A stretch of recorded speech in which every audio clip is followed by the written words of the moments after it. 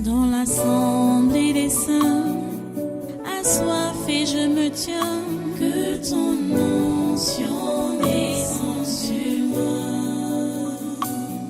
Conscient que mon destin est dans le creux de ta main, que ton onction descende sur moi. Je suis disposé, assoiffé, que ton onction descende sur moi. Je suis disposé, assoiffé, que ton onction descende sur moi.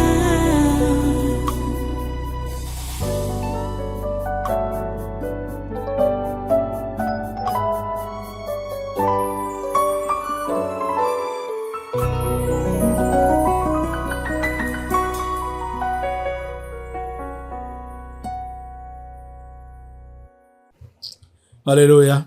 Voilà, tu restes debout, hein, tu restes debout. Nous allons passer au message maintenant. Voilà. Je voudrais que vous ayez à l'idée le texte, notre texte, hein, de Luc 18, là, versets 9 à 14. Vous allez garder ça en mémoire, hein. Je ne vais pas commencer par ça maintenant, puisque j'ai dit, quand je vous ai enseigné, j'ai pris des exemples que je n'ai pas lus. Et comme je sais que vous êtes, la majorité d'entre vous là, vous êtes paresseux. Vous ne cherchez pas à savoir à quoi j'ai fait allusion. Et je vous prends vraiment comme les enfants de la maternelle. Je préfère voir ces passages-là auxquels j'ai fait allusion. Parce que c'est la continuité de ce que j'ai enseigné depuis jeudi. Donc, aujourd'hui, là, on va partir dans Matthieu, au chapitre 6. Matthieu, chapitre 6. Parce que je vous disais que, en parlant de l'esprit de religion, j'ai enseigné et je vous ai fait comprendre que plusieurs commencent avec la vraie chrétienté à leur conversion. Mais avec le temps, ils se transforment en religieux. Et l'histoire là se contamine. La religion, ça se contamine. Bon, on va croire qu'on est trop discipliné, on va croire qu'on est rigoureux. Pourtant, c'est déjà la religion. La religion. Et ce qu'on va appeler discipline là, c'est plutôt la routine. Et on pense que c'est la discipline. Pourtant, c'est la routine. On est déjà routinier dans la religion. C'est très mauvais. C'est très mauvais. Donc, jeudi passé, nous nous sommes beaucoup versés dans le sens de ces religieux, hein, soi-disant éveillés. On peut dire religieux éveillés. Pour ne pas parler de religieux endormi, parce qu'un religieux ne peut jamais être éveillé. Un religieux ne peut jamais être éveillé. Donc, Jésus a enseigné, je vous ai enseigné, j'ai dit que j'ai fait allusion que Jésus a enseigné contre cet esprit de religion, prenant des aspects spécifiques, tels que la prière et le jeûne. Oui, Jésus a enseigné sur ça. Allons donc là-dedans, Matthieu chapitre 6, à partir du verset 1. Matthieu 6, à partir du verset 1. Écoutez ce que Jésus enseigne. Gardez-vous de pratiquer votre justice devant les hommes. Gardez-vous de pratiquer votre justice devant les hommes pour en être vu. Rappelez-vous de l'introduction de notre pharisien dans Luc 18, ça dit, il dit encore cette parabole en vue de certaines personnes se persuadant qu'elles étaient justes et ne faisant aucun cas des autres. Matthieu 6 dit quoi? Gardez-vous de pratiquer votre justice devant les hommes pour en être vu. Vous voyez que c'est la même chose. Ok. Autrement, vous n'aurez point de récompense auprès de votre Père qui est dans les cieux. Ok. Parlant donc des aumônes, Jésus a pris 3 exercices chrétiens ici. L'aumône, donc la largesse, la prière et le jeûne. Il dit donc, verset 2, « Lors donc que tu fais l'aumône, ne sonne pas de la trompette devant toi, comme font les hypocrites dans les synagogues et dans les rues, afin d'être glorifiés par les hommes.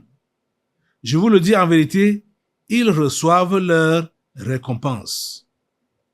Mais quand tu fais l'aumône, que ta main gauche ne sache pas ce que fait ta droite, afin que ton aumône se fasse en secret, et ton Père, qui voit dans le secret, te le rendra. » Maintenant là, la prière, verset 5. « Lorsque vous priez, ne soyez pas comme les hypocrites, qui aiment à prier debout, dans les synagogues et au coin des rues, pour être vus des hommes. Je vous le dis en vérité, ils reçoivent leur récompense. Mais quand tu pries, entre dans ta chambre, ferme ta porte et prie ton Père qui est là dans le lieu secret, et ton Père qui voit dans le secret te le rendra. » Allons maintenant au verset 16.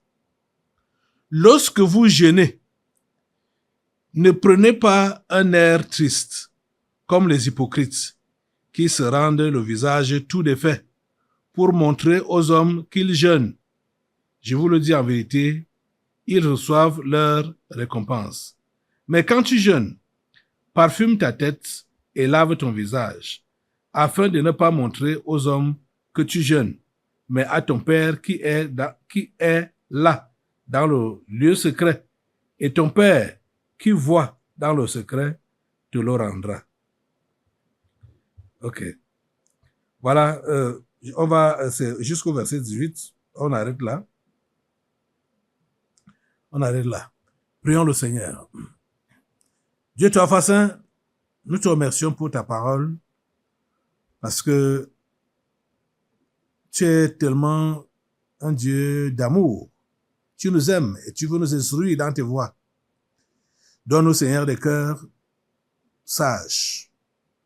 Donne-nous des cœurs sages pour comprendre ta parole, ton enseignement, tes investissements et mettre en pratique ce que tu nous enseignes. Oh Dieu, aide-nous. Encore ce matin, aide ton peuple à quitter la religion et de te servir comme il se doit. S'il te plaît, Seigneur, agis. S'il te plaît, Seigneur, agis. Au nom puissant de Jésus, j'ai prié. Amen. Amen. N'oubliez pas, les amis, asseyez-vous, hein, N'oubliez pas, les amis, que le thème général de ces enseignements, c'est la vie chrétienne normale. C'est la vie chrétienne normale. C'est bon de vous le rappeler. Parce que ce que nous avons lu aujourd'hui, qui renforce ce que nous avons enseigné jusqu'à jeudi passé-ci, c'est l'enseignement de Jésus sur la vie chrétienne normale.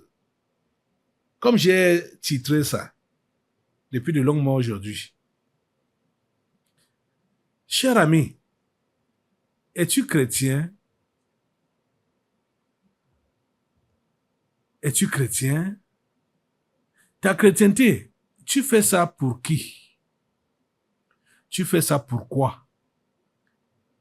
Ce que tu dis que tu fais là, comme les exercices chrétiens, si on peut appeler ainsi. La générosité, c'est-à-dire donner. La prière, prier, le jeûne, toutes ces choses-là, tu les fais pour qui? Oh mon Dieu. Ici, dans le texte qu'on a lu, pour soutenir le texte de Luc 18, Jésus nous fait comprendre que le religieux, c'est un hypocrite. Un religieux est un hypocrite. Je crois qu'on peut aussi dire qu'un hypocrite est un religieux. Et il y a des pratiques que Jésus cite ici, là. Les pratiques qui se passent aujourd'hui, qui se passaient déjà à l'époque de Jésus. Et qui faisaient ça, qui pratiquaient ça, c'était des religieux qui voulaient être vus. Ils ne faisaient pas ça pour Dieu, mais ils faisaient pour être appréciés par les hommes. Les yeux des gens vous ont fait quoi? Les yeux des gens vous donnent quoi? Les yeux des gens vous apportent quoi? L'appréciation des gens vous apporte quoi? S'il vous plaît, n'ayez pas la chrétienté d'apparence. C'est ça qu'on appelle l'hypocrisie. N'ayez pas la chrétienté d'apparence. Ne faites pas voir en vous une image que vous n'avez pas. Vous devez être vrai envers vous-même et vrai envers votre entourage. Vous comprenez ça? Mais vous devez être un bon chrétien. Vous devez vivre la vie chrétienne normale. Bon chrétien. La vie chrétienne normale. Bon chrétien, c'est la lumière du monde. Tu éclaires ton entourage et tu éclaires le monde. Bon chrétien, c'est le sel de la terre. Tu assaisonnes, tu donnes un bon goût. Comprenez ça? C'est ça, c'est en cela qu'on doit te connaître, dans de bonnes manières. Je sais que le diable a souvent l'habitude d'intriguer les enfants de Dieu. Quand bien même ils n'ont rien fait de mal ou de mauvais, on va les accuser dans des choses bizarres, des choses fausses. On n'en convient pas. Mais en tant qu'enfant de Dieu, on ne doit pas vous accuser et que l'accusation là soit vraie. Évitez ça. Évitez ça. C'est-à-dire de toute votre énergie, évitez ça. Jésus dit donc, gardez-vous de pratiquer votre justice devant les hommes. Vous pratiquez votre justice devant qui? Devant les hommes. Voilà le comportement des religieux. Et il a bien pris des exemples de ce qu'on voit parfois aujourd'hui. C'est devenu même une norme pour certaines religions. C'est-à-dire pour que tout le monde les voit. Il y a des religions qui ont instauré, même le catholicisme aussi, je crois qu'ils sont même les premiers à faire des choses comme ça là. Parler de carême, parler de carême, parler de ils ont instauré des trucs, les neuvaines, les machins, les carèmes, et ainsi de suite. Donc pour dire le nombre de jours qu'on va passer dans la prière, le nombre de jours, l'abstinence de la nourriture, du bois, et ainsi de suite. C'est la religion qui fait ça. Celui-là va te dire, je suis dans le carême. Je ne mange pas. Et eux, je ne mange pas quoi? La viande. Parce que quand ils font le carême, là, c'est la viande. Tu peux manger bien tes légumes, tu peux manger autre chose, ou le poisson, mais la viande, faut pas manger. Allez, des conneries. L'église catholique. Des conneries.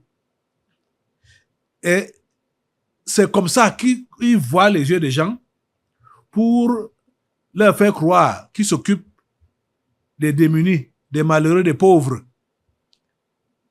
Ah, C'est ça qu'on a dit pour l'enterrement de l'ange déchu là, là-bas à Rome, que ça a été fait dans l'intimité. Et ce sont les démunis, les pauvres, qui se sont occupés. Pauvres de quoi? D'autres anges déchus, des anges déchus. Pauvres de quoi? Les amis, Jésus dit clairement donc que, en ce qui concerne le fait de donner, donc aux pauvres, lors donc que tu fais l'aumône, ne sonne pas de la trompette devant toi. Ici, il ne s'agit pas de l'offrande ici, hein. Ce n'est pas l'offrande, ni la dîme, mais il s'agit de l'aumône, donc la générosité. Quand tu fais la générosité aux démunis, donc aux pauvres, aux nécessités, tu n'as pas besoin de sonner la trompette pour dire que voilà, venez recevoir, tous les pauvres là, venez recevoir, tous les pauvres, venez prendre. On ne fait pas comme ça. Lors donc que tu fais l'aumône, ne sonne pas de la trompette devant toi, comme font les hypocrites dans les synagogues. Donc c'est quelque chose qui avait cours dans les synagogues à l'époque de Jésus. Les hypocrites. Je dirais que les religieux sont les hypocrites. Et Jésus, c'est Jésus qui a démasqué ça et enseigne ça publiquement à tout le monde, de comprendre que les tapages qui se passent dans les synagogues là, on peut dire aujourd'hui là, dans les églises, c'est de l'hypocrisie. La religion est championne de l'hypocrisie. Et le religieux est champion de l'hypocrisie. Ils sont champions. Lors donc que tu fais l'aumône, ne sonne pas de la trompette devant toi, comme font les hypocrites dans les synagogues et dans les rues, même dans les rues, hein, afin d'être glorifiés par les hommes. Je vous le dis en vérité, ils reçoivent leur récompense. La récompense dont Jésus-Christ parle ici, qu'ils reçoivent, c'est quoi? C'est la malédiction. C'est la malédiction. Donc ceux-là qui font du tapage pour dire qu'ils donnent, ils donnent aux nécessités, ils donnent aux malheureux. C'est l'hypocrisie. Et c'est la religion, c'est la pratique de la religion. Il dit au verset 3, mais quand tu fais l'aumône, que ta main gauche ne sache pas ce que fait ta droite. C'est pour dire quoi? Que ton voisin, hein, c'est-à-dire les gens qui te sont même plus proches là, comme ta main gauche ou ta main droite, ils ne doivent pas être au courant que tu as fait un geste à nécessité. Ils ne doivent pas être au courant. Et je vois que Jésus a donné, j'allais dire que, je vois que c'est correct, franchement parlant. Parce que, je vais te dire la pure vérité que, quand tu as le cœur de Dieu, ce n'est pas bon que tu puisses agir comme un hypocrite.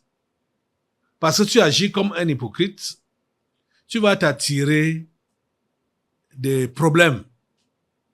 Oui, c'est pourquoi, oui, donc on comprend très bien. Hein? Parce que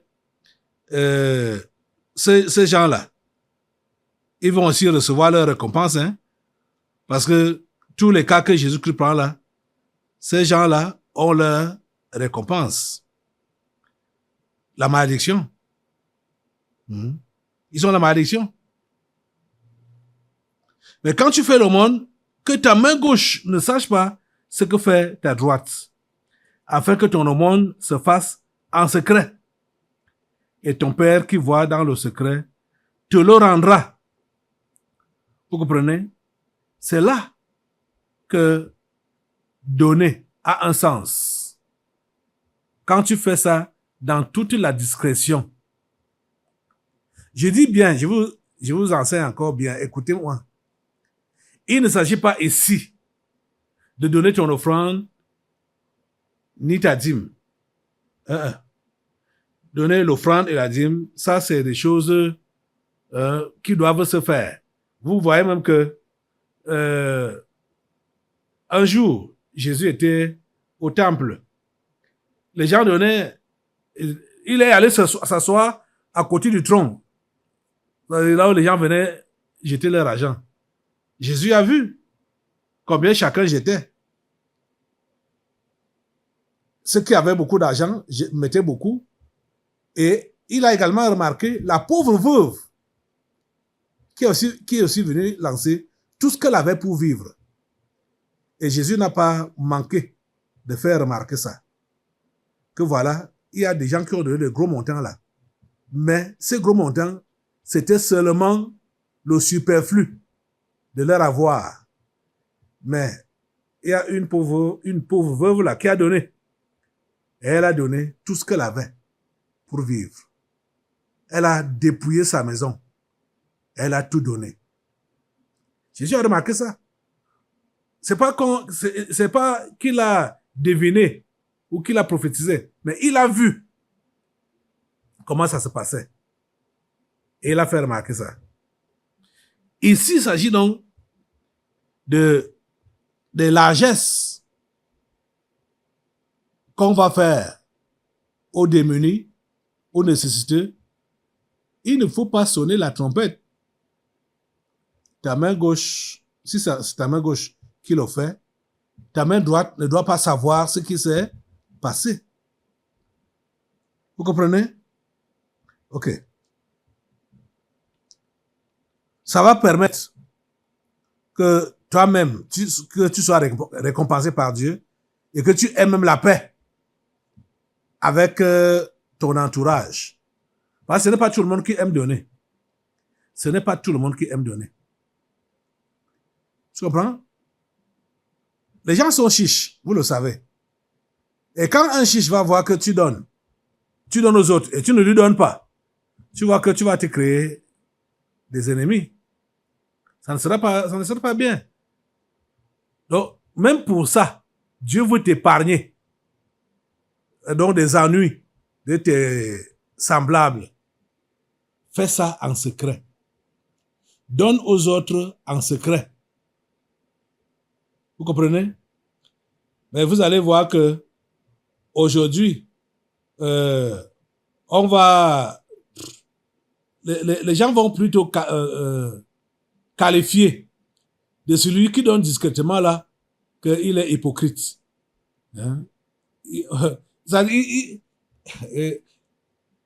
transforme la chose. C'est celui qui donne en secret qui est devenu hypocrite. Et celui qui fait le tapage pour donner, bon, c'est lui qui est un bon donateur. C'est pas ça. C'est pas ça que Jésus nous enseigne.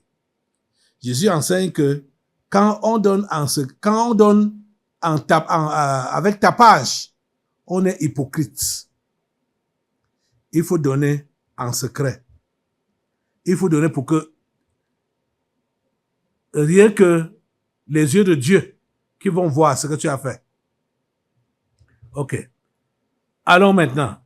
Troisième étape ou troisième exercice, la prière. Je veux dire deuxième étape, deuxième exercice, la prière. Verset 5. Lorsque vous priez, ne soyez pas comme les hypocrites qui aiment à prier debout dans les synagogues et au coin des rues pour être vus des hommes. Je vous le dis en vérité, ils reçoivent leur récompense. Je vous fais savoir au début que il y a certaines religions qui ont même opté à ça publiquement. Donc, ça existait à l'époque de Jésus. Hein. Voir les gens là qui mettent leur natte à même le sol au coin de la rue et commencent à taper le visage au sol. Hein? À n'importe où, ils disent qu'ils prient. Ils gardent la voiture, ils se mettent à côté, soit devant la voiture ou derrière la voiture ou à côté de la voiture, ils commencent à dire qu'ils prient. Jésus a dit que ce sont les hypocrites qui font ça. Ça ne part pas vers Dieu, ce genre de prière-là. Hein? Lorsque vous priez, ne soyez pas comme les hypocrites qui aiment à prier debout dans les synagogues et au coin des rues pour être vus des hommes. Je vous le dis en vérité, ils reçoivent leur récompense. Même pour le monde là.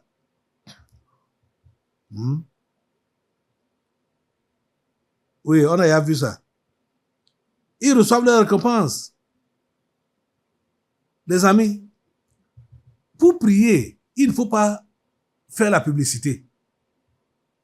Pour donner le monde, il ne faut pas faire la publicité. Ça doit être fait entre toi et Dieu. Parce que tu fais ça pour Dieu. Ce n'est pas pour être vu et acclamé par les hommes. Donc, ne cherchez pas la récompense des hommes, l'appréciation des hommes. Vous savez, déjà, ce que les hommes apprécient n'est pas forcément apprécié par Dieu. Sachez déjà ça.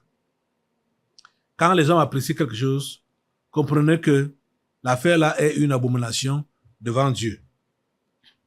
On connaît des religions aujourd'hui.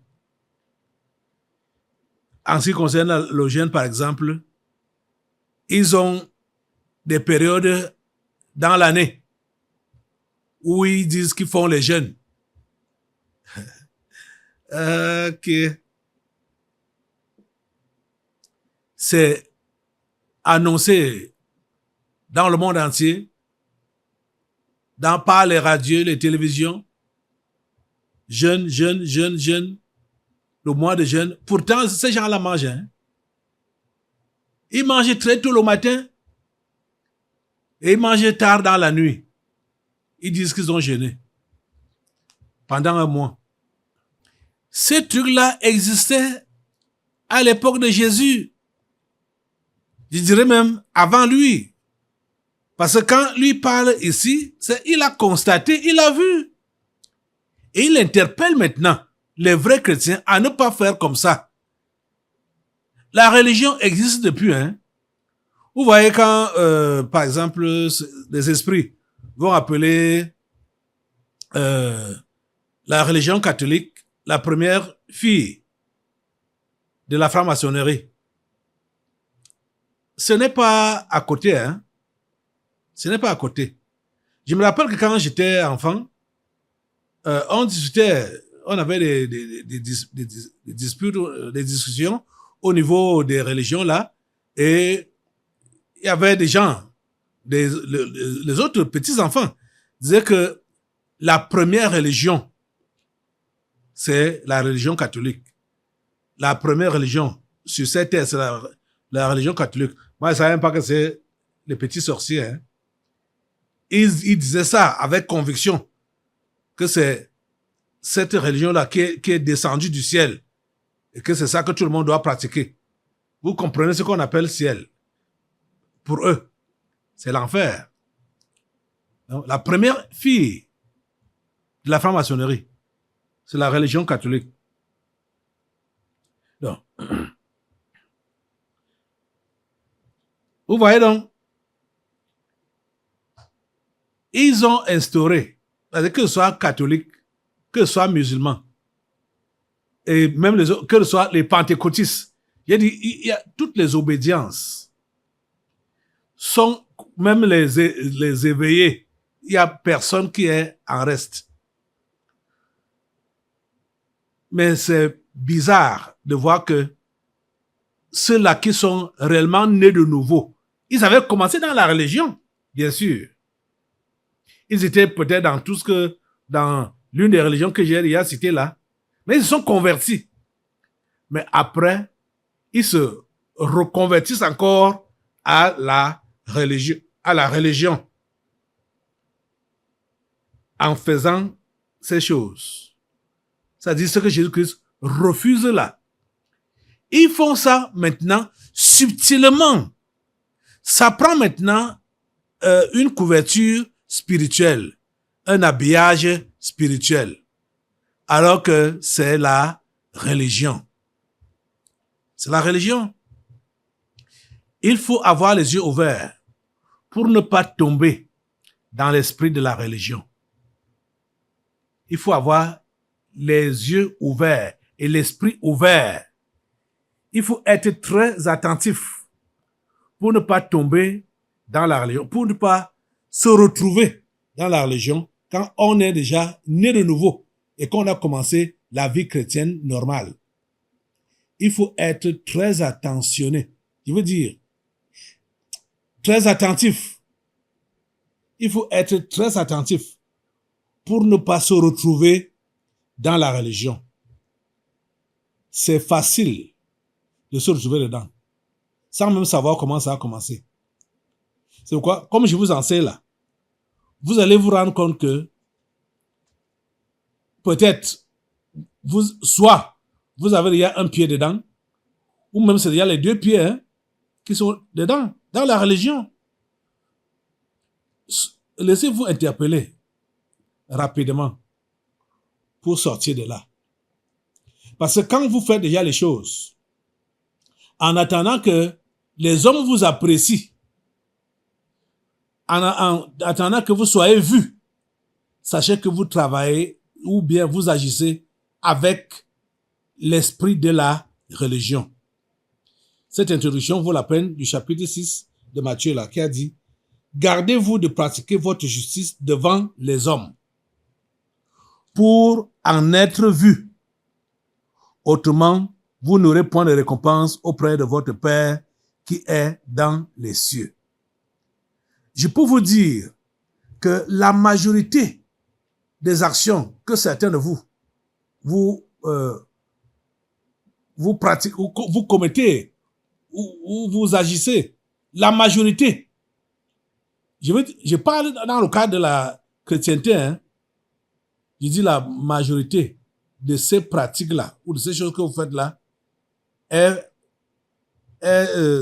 c'est fait dans cet esprit, dans l'esprit d'être vu, dans l'esprit d'être vu par les hommes. Vous comprenez? Ça, c'est vrai. Donc, il faut être attentif, regardant par rapport à ça. Toi, chrétien, né de nouveau, regarde tout ce que tu fais. Est-ce que tu veux attirer l'attention des gens sur toi? Ou bien tu veux que ce soit Dieu seul qui voit et qui te récompense? Quand tu cherches que un tiers en dehors de Dieu te voit dans ce que tu pratiques là, comprends que tu agis avec l'esprit de la religion. Arrête ça. Arrête ça. Il ne faut pas que tu aies envie que les gens te voient et t'apprécient dans ce que tu fais. Sinon, tu n'auras pas de récompense, même après avoir posé cet acte-là. Tu n'auras pas de récompense quand tu as voulu et tu as fait à ce que les gens puissent te voir et t'apprécier. Vous comprenez? Que ce soit donc le fait de donner aux pauvres, que ce soit le fait de prier et même le fait de jeûner. Verset 16, lorsque vous jeûnez, ne prenez pas un air triste, comme les hypocrites qui se rendent le visage tout défait pour montrer aux hommes qu'ils jeûnent. Je vous le dis en vérité, ils reçoivent leur récompense. Leur récompense, c'est quoi? La malédiction. Mais quand tu jeûnes, parfume ta tête et lave ton visage, afin de ne pas montrer aux hommes que tu jeûnes, mais à ton Père qui est dans les cieux, à ton Père qui est là, dans le lieu secret, et ton Père qui voit dans le secret, te le rendra. Vous voyez? Tout acte, ça va aussi dans le domaine de l'évangélisation. Quand tu évangélises, ne montre pas aux gens que tu sais évangéliser, que tu es zélé. Ne fais pas ça dans cet esprit-là. Je dis, même au niveau de la prédication, ne montre pas aux gens que tu as un art oratoire, que tu sais parler. Bon, c'est vrai que les gens comme moi qui ne savent pas parler comme ça, là, on peut dire, ceux qui savent parler peuvent vous penser que c'est parce que je suis jaloux que je dis ça. Mais ce n'est pas le cas. Je dis, tout ce qu'on fait pour Dieu, on ne doit pas attirer l'attention des humains sur ça. Ça doit être fait pour Dieu seul. Si nous voulons attirer l'attention des humains, on est en train d'agir avec l'esprit de religion. Et on est sous la malédiction. C'est ça que Jésus-Christ a enseigné dans ce texte qu'on a lu. Vous êtes en train de comprendre ça? Donc, ne vous attirez pas à la malédiction. Hein? Ne vous laissez pas entraîner par cet esprit d'hypocrisie de la religion. Sortez de là. Sortez de là pour être utile à Dieu et être utile à ton prochain. Les hypocrites ne sont pas utiles à Dieu. Je veux dire, les religieux ne sont pas utiles à Dieu, ni à leur prochain. On a vu le cas avec nos pharisiens de Luc 18. Pas utile. S'il était un bon chrétien, il devait prier pour le publicain. Parce qu'il savait que c'est un voleur. Que Dieu lui pardonne. Que Dieu le sauve. Mais ce n'était pas ça son problème. Son problème était de le critiquer, de le condamner. Vous voyez, c'est ça que la religion fait. C'est ça que le religieux fait. Ne faites pas comme lui. Levez-vous pour prier Dieu afin que il vous aide à ne pas être un hypocrite ou à quitter l'hypocrisie. Parce que ce qui est sûr, beaucoup d'entre vous, vous vous retrouvez là-dedans, dans l'hypocrisie. Parce que quand vous voulez que les humains voient et apprécient ce que vous faites, vous êtes hypocrite. Vous êtes religieux. Vous êtes sous la malédiction. Seigneur, s'il te plaît, aide ces hommes et ces femmes à se débarrasser de l'esprit de religion, de l'esprit d'hypocrisie, afin d'être utile et utile à leur entourage. C'est au nom puissant de Jésus que j'ai prié. Amen. Amen. Assois-toi. Nous allons maintenant passer aux délivrances prophétiques. Dans l'assemblée des saints, assoiffé je me tiens, que ton onction descende sur moi. Conscient que mon destin est dans le creux de ta main, que ton onction descende sur moi. Je suis